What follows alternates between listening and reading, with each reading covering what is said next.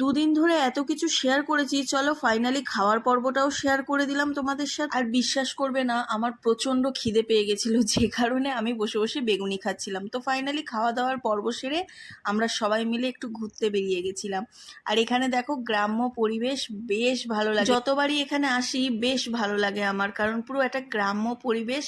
আর আসবো আর সবার সাথে একটু ঘুরতে বেরাবো না, সেটা তো হতেই পারে না। ঘোরাফেরা কমপ্লিট করে দেন বাড়ি যাওয়ার পালা, তাই সবার সাথে একটু দেখা সাক্ষাৎ করে নিচ্ছিলাম। এবার ঘুরে না খুব একটা আনন্দ পাইনি, কারণ প্রচণ্ড গরম পড়েছিল। আর আসার পথে দেখছি পুচু সোনা একটু কান্নাকাটি করছে। তো যাই হোক, সবার সাথে একটু দেখা সাক্ষাৎ করে নিই। আর এদিকে দেখো আমার চোখে একটু ডিস্টার্ব করছিল, যেটা নিয়ে সবাই হাসাহাসি করছিল। আসার পথে নিয়ে এসেছিলাম এগ চিকেন তরকা, রুমালি রুটি, কারণ বাড়ি এসে রান্না বান্না সে তো আমার দ্বারা কোনো মতেই পসিবল ছিল না।